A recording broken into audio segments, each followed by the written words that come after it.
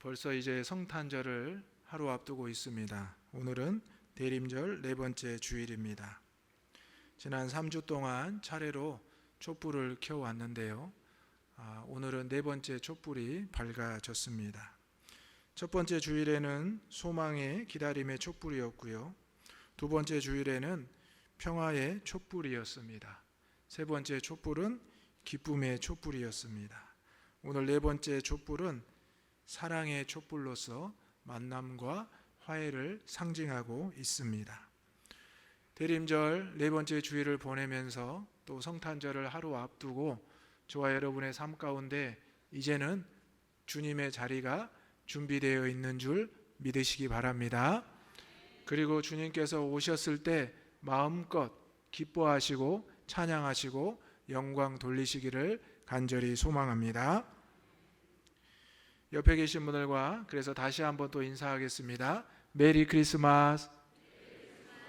메리 크리스마스. 이렇게 인사를 하면 내일 크리스마스라고 말하기도 하고 미리 크리스마스라고 이야기하시기도 하고 즐거운 표정으로 성탄의 인사를 나누기도 합니다. 오늘 이제 네 번째 촛불이 켜졌고요.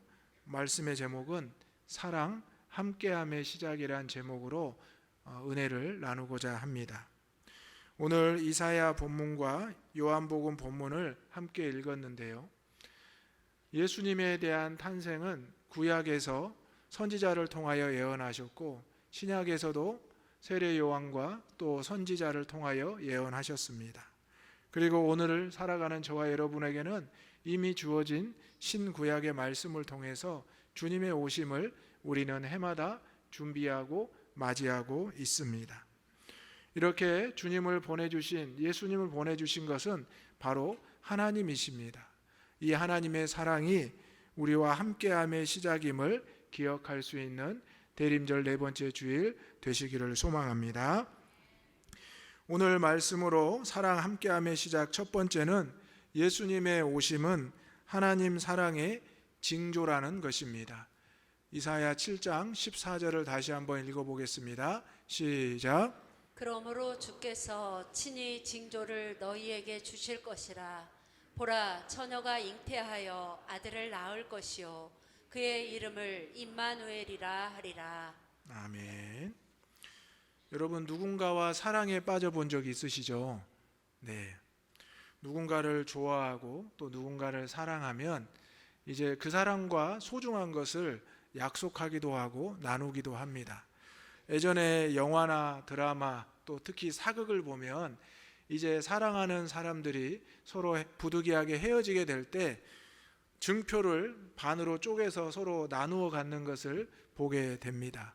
또 사랑하는 사람과 결혼을 하고 또 깊은 관계가 되었을 때는 반지나 또 예물을 나누는 것을 보게 됩니다. 지금 이 자리에 앉아 계신 여러분들 중에 다 한 개쯤은 사랑의 증표가 있으시죠? 저도 손에 반지가 끼워져 있는데요.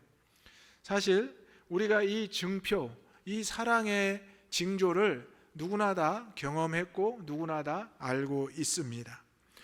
우리 하나님께서 우리에게 보여주셨던 사랑의 징조, 증표는 무엇일까요? 바로 내일 우리에게 오실 성탄으로 오실 예수 그리스도임을 믿으시기 바랍니다. 그렇게 생각해 보면 예수 그리스도가 우리의 사랑의 증표라면 이 세상의 모든 사람들은 다 가지고 있는 것입니다. 온 세상에 미칠 큰 기쁨의 소식이라고 말씀하셨기 때문입니다. 이제 우리는 대림절 네 번째 주일을 보내면서 사랑과 만남과 화해를 다시 한번 경험하고자 합니다. 그것은 하나님의 징조 예수 그리스도가 오심으로 말미암아 가능하게 되었다는 것입니다. 하나님과의 막힌 담을 그 육체로 허물어 주셨다는 귀한 말씀, 하나님과의 막혔던 관계를 회복시켜 주셨다는 귀한 그 약속의 말씀을 우리는 알고 있기 때문입니다. 오늘 이사야 7장 14절의 말씀을 보면 그러므로 주께서 친히 징조를 너희에게 주실 것인데 보라, 처녀가 잉태하여 아들을 낳을 것이요 그의 이름을 임마누엘이라 하리라. 여러분 임마누엘이 무슨 뜻인지 다 아시죠? 하나님이 우리와 함께 하신다. 이 시간 마태복음 1장 23절 말씀을 다시 한번 읽어보겠습니다. 시작. 보라, 처녀가 잉태하여 아들을 낳을 것이요 그의 이름은 임마누엘이라 하리라 하셨으니 이를 번역한즉 하나님이 우리와 함께 계시다 함이라. 아멘. 사랑 함께함의 시작은 바로 하나님께서 예수님을 보내주시고 함께 하신다고 한 임마누엘이 우리에게 임한다는 것입니다. 그래서 우리가 성탄의 인사로 메리 크리스마스, 임마누엘이라는 인사를 나누는 것입니다. 처녀가 잉태하여 아들을 낳게 되는데 그 이름을 예수라 하라. 그 이름을 임마누엘이라 하라. 그가 그 백성을 건지시리라. 그 백성을 구원하리라 라는 뜻입니다. 오늘 구약의 말씀에 많은 선지자들이 이렇게 메시아에 대해서 선포하고 선언했습니다. 그런데 우리가 잘 알다시피 당시 이스라엘은 하나님의 품에서 떠나 또 하나님의 은혜에서 떠나 두 나라로 갈라지게 되었습니다. 그리고 차례로 멸망당하기 시작했습니다. 그리고 포로가 되었습니다. 그때 메시아에 대해서 이새의 뿌리 다윗의 자손에서 그리스도가 날 것인데 그가 너희를 구원하리라 라고 했다는 것을 그 당시 사람들은 온전히 느끼지 못했고 믿지 못했습니다. 신약의 징조에서도 마태복음과 성경의 많은 믿음의 선지자들이 고백했지만 이스라엘 백성들은 다시 로마의 압제를 받고 있었기 때문에 신음과 죄 가운데서 또 메시아가 오셨다는 것을 온전히 깨닫지 못했습니다. 지금을 살아가는 저와 여러분에게는 이 징조가 어떻게 나타나고 있습니까? 우리는 그래도 구약의 시대와 신약의 시대를 뛰어넘어 이제는 구약과 신약의 말씀을 알고 있고 주님이 성탄의 기쁨으로 오셨다는 것을 이미 알고 있습니다. 그리고 나아가 주님께서 성탄으로 오셔서 사순절을 지내시고 고난의 십자가를 지시고 죽기까지 하셨다는 것도 이미 경험하여 알고 있습니다. 오늘 예수님의 오심은 바로 하나님의 사랑의 징조라는 것을 이미 우리는 알고 있고 경험하고 있다는 것입니다. 해년마다 우리는 대림절을 기다리고 성탄절을 맞이합니다. 그래, 이번에도 예수님이 이 추운 겨울에 오시는구나. 우리가 우리의 삶에 주님의 자리를 준비해야지 다른 성도들도 함께하니 기쁨으로, 평화로, 소망으로, 사랑으로 준비해야 되겠다. 그런데 어느 순간 우리는 이 대림절을 휴일로서 또 성탄절을 즐거워하며 하루 지내는 걸로 보내기 때가 있었다는 사실입니다. 구약의 시대에 고통받고 신음받는 이들에게 메시아가 온다는 것은 그들에게 놀라운 하나님의 사랑을 전하고자 했던 선지자들의 수고와 노력이 있었습니다. 그들은 메시아의 선포를 전하고 죽기도 하였고 하나님 앞에 순종하였던 것을 보게 됩니다. 신약 시대에도 세례 요한도 마찬가지입니다. 예수님보다 6개월 앞서 태어나서 예수님에 대해서 증거하고 복음을 전했습니다. 그리고 그도 순교했던 것을 기억합니다. 하나님께서 우리에게 보여주셨던 이 징조와 이 증표는 우리의 생명을 살리는 것이고 하나님과 우리의 관계를 회복하게 하는 놀라운 사랑의 언약이라는 것입니다. 오늘 이제 우리는 대림절을 보내면서 다시 오실 예수님을 사모하면서 이제 우리의 마음에 하나님의 사랑이 어떻게 자리 잡고 있는지를 살펴보기를 소망합니다. 우리가 이전에는 주님의 은혜를 알지 못하고 그저 주의 전에 나와서 주님을 깊이 만나지 못하고 그저 왔다 그냥 가는 사람들이었다면 이제는 주님께서 내 삶에 오셔서 우리의 가정에 오셔서 내 삶의 자리에 깊이 자리 잡으셔서 이제는 주님의 그 은혜를 내가 전할 수 있는 성탄을 전할 수 있는 저와 여러분이 되시기를 주님의 이름으로 축원합니다. 우리에게 있는 이 증거를 왜 우리가 감추어야 되겠습니까? 왜 드러내지 못하고 있어야 되겠습니까? 예수님의 오심은 하나님의 증표로 구약과 신약과 오늘을 살아가는 저와 여러분에게 전해졌다는 것을 알아야 합니다.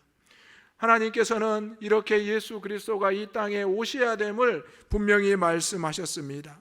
예수 그리스도가 오셔야 될 그 이유는 우리가 하나님 앞에 죄와 사망 가운데서 멀어졌기 때문입니다. 하나님께서 우리를 하나님의 형상으로 만드시고 생기와 생명을 불어넣으셨는데 에덴 동산에서 뱀의 꾀임에, 뱀의 속임에 넘어가서 하와와 아담이 죄를 짓고 에덴 동산에서 쫓겨났던 것을 우리는 창세기 말씀을 통해서 보았습니다.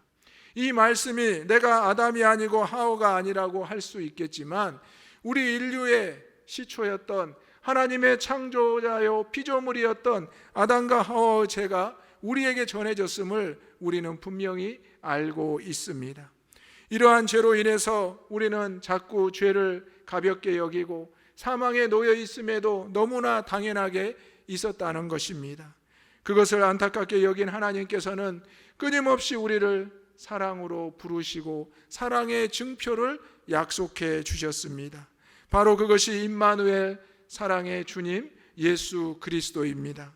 오늘 저와 여러분이 이제 올 한 해 동안 살아온 것도 죄와 사망 가운데 있었음을 고백합니다. 하지만 이제 대림절을 지나 성탄절을 앞두고 있는 저와 여러분에게 다시 한번 하나님께서 우리에게 사랑의 징조를 보여주셨음을 분명히 믿고 나아갈 수 있는 이 대림절 네 번째 주일이 되기를 주님의 이름으로 축원합니다. 아멘. 두 번째로 예수님의 오심은 하나님 사랑의 의지입니다. 요한복음 3장 16절을 다시 한번 읽어보겠습니다. 시작. 하나님이 세상을 이처럼 사랑하사 독생자를 주셨으니 이는 그를 믿는 자마다 멸망하지 않고 영생을 얻게 하려 하심이라. 아멘. 하나님이 세상을 이처럼 사랑하사, 여러분 누군가를 사랑하면 모든 것을 다 주고 싶고 모든 것을 다 포용할 수 있게 됩니다. 그래서 우리는 이 사랑에 대해서 부모님의 사랑, 또 스승의 사랑, 또 남녀 간의 사랑에 대해서 또 여러 가지 사랑에 대해서 이야기를 합니다. 그 중에서도 부모님의 사랑, 그 중에서도 어머니의 사랑, 모성애를 가장 귀한 사랑으로 높입니다. 어머니가 그 자녀를 10달 동안 뱃속에 잉태하고 출산을 고통을 겪은 그 사랑을 어디에도 견줄 수 없다라고 합니다. 그렇게 보면 아버지들, 남편들은 서운하지 않겠습니까? 하지만 아버지, 남편들의 사랑은 츤데레라고 생각하시면 됩니다. 무관심하지만 지켜주고 함께하는 그 사랑이 있다는 것입니다. 그것을 어렸을 때는 알지 못하다가 이제 어른이 되고 아버지가 되고 장성하게 되면 그것을 깨닫게 됩니다. 인간의 사랑에는 이렇게 많은 어려움과 또 고통도 담겨 있습니다. 하지만 하나님의 사랑은 우리의 생각과 기준과 사랑과 모든 것을 뛰어넘는 것입니다. 예수님을 보내신 것은 성부, 성자, 성령 삼위일체 하나님께서 독생자를 보내시고 거기에서 그치지 않고 독생자를 십자가에 죽게 하신 그 생명을 거두어 가게 하신 하나님의 놀라운 사랑입니다. 예수님도 이 땅에 오셔서 기쁨으로 우리에게 오셨지만 그 삶은 아픔과 고통의 삶을 살아가셨습니다. 자신에게 주어진 십자가의 길을 머뭇거리지 않고 주저하지 않고 기도하며 끝까지 감당해 내셨습니다. 하나님과 동등됨을 취하지 아니하시고 십자가의 길을 달려 나아가셨습니다. 오늘 저와 여러분, 예수님의 오심은 하나님 사랑의 의지임을 분명히 기억해야 합니다. 저와 여러분이 어떤 목표를 이루기 위해서 의지를 드러내는 것이 있었음을 경험합니다. 하나님께서 우리를 향하여 사랑의 의지를 보여주었다는 것이 바로 예수님을 보내신 모습입니다. 오늘 저와 여러분에게 우리 주님이 오셨다는 것은 하나님이 나에게 사랑의 징조와 의지를 보여주셨음입니다. 오늘 우리는 하나님의 은혜로 살아가야 되는데, 하나님의 사랑 안에 거해야 되는데 자꾸 세상 안에서 세상과 타협하며 살아가려고 합니다. 예수님이 오셨을 때 헤롯과 종교 지도자들의 모습이 그러했습니다. 구약의 시대의 선지자들이 예수님에 대해서 선포했을 때 믿지 않고 따르지 않던 많은 백성들이 그러했습니다. 지금 저와 여러분의 삶 가운데도 예수님의 오심을 의심하고 그저 역사적인 성인의 한 사람으로 생각하는 모습들이 많다는 것을 보게 됩니다. 하지만 분명히 우리가 기억해야 될 것은 예수님의 오심은 하나님 사랑의 표현이고 의지였다는 것입니다. 세상의 그 어떤 것과 비교할 수 없는 그 크신 사랑, 그 위대하신 사랑이 예수님을 통해서 저와 여러분에게 전해지고 있다는 사실을 꼭 기억하시기를 바랍니다. 우리에게 주어진 사랑, 우리가 하고 있는 이 사랑은 보이지 않는다고 합니다.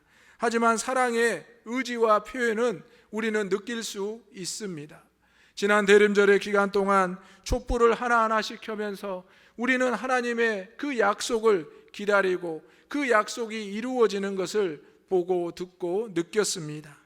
이제 예수님의 오심을 하루 앞두고 있는 저와 여러분, 이 자리에서 다시 한번 하나님이 나를 향한 그 사랑이 있음을 느낄 수 있기를 소망합니다.